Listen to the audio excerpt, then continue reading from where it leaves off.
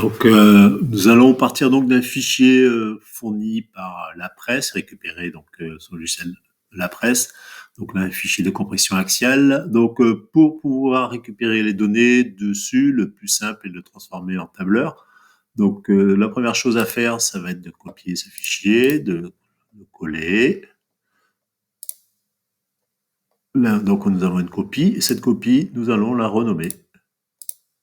C'est un format plus universel qui s'appelle du CSV.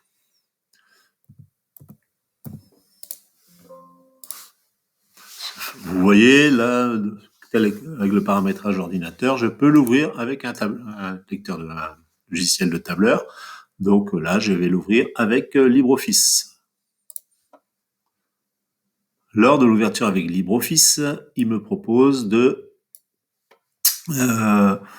différents paramètres lors de l'import. Alors vous ne verrez pas forcément ces paramètres par défaut au départ. Donc là, je vous conseille donc de modifier vos paramètres de façon à obtenir les coches comme ici.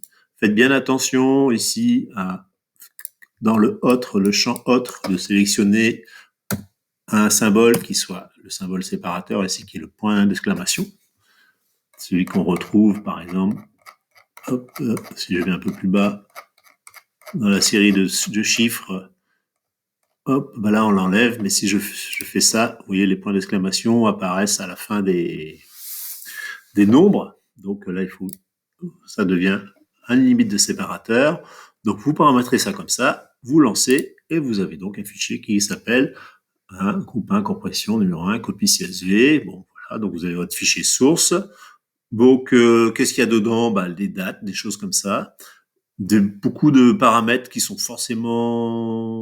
pas forcément utiles. Certains qui ont été bien paramétrés par le groupe, d'autres non, pas par vous.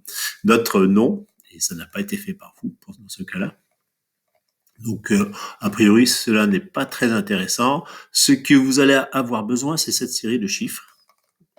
Vous avez 223 ici mesures, par exemple, dans cet exemple, prise à 500 millisecondes d'espacement. Et l'essai a commencé ou a fini, je ne sais pas, le 15 mars 2023. Et c'était l'horaire, c'est 14h43-34. Fin au début, je ne sais pas. Donc là-dessus, si vous regardez le paramétrage de la presse, la documentation de la presse, vous avez globalement plusieurs colonnes qui nous intéressent. C'est la première voie. Alors, c'est pas très clair parce qu'ici, vous voyez, il y a un décalage avec les voies. Mais la première voie, ça correspondrait a priori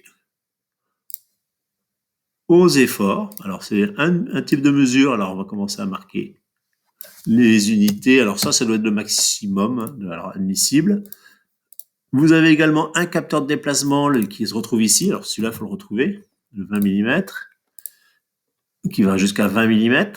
Donc, ça, c'est la voie 1. Ça, c'est la voie 2. Enfin, on peut faire comme ça, ou on peut faire en glisser-coller. Voilà, là, on se retrouve avec, a priori, voie 1, voie 2, voie 3, voie 4. Donc, cette colonne, comme je vous l'ai dit, elle peut nous intéresser parce que c'est le déplacement. Donc, vous avez ici la force, le déplacement, et vous avez une quatrième voie, si vous regardez bien. Alors là, il y a un décalage qui s'est fait, qui est à 50 000 newtons, qui est ici. Voilà. Donc, la 50 000 newtons, a priori, elle est là. Et celle-là, c'est le capteur de force, mais mécanique. C'est pas le capteur de force sur la pression. Donc, on va choisir après de se baser sur... On va prendre une couleur un peu... Voilà. Donc, là, j'ai un peu nettoyé mon fichier, enfin, commencé à organiser la part des colonnes, les intitulés de colonnes. Donc, ça, c'est les points tels qu'ils ont été mesurés. Ça, c'est les voies telles qu'elles sont paramétrées lorsque vous lancez l'essai sur la machine. Même si la machine ne se lance pas après, actuellement, vous pouvez déjà aller voir ces voie 1, voie 2, voie 4. Et a priori, tout ce qui est derrière est complètement inutile. Donc, on peut tout de suite l'effacer. De toute façon,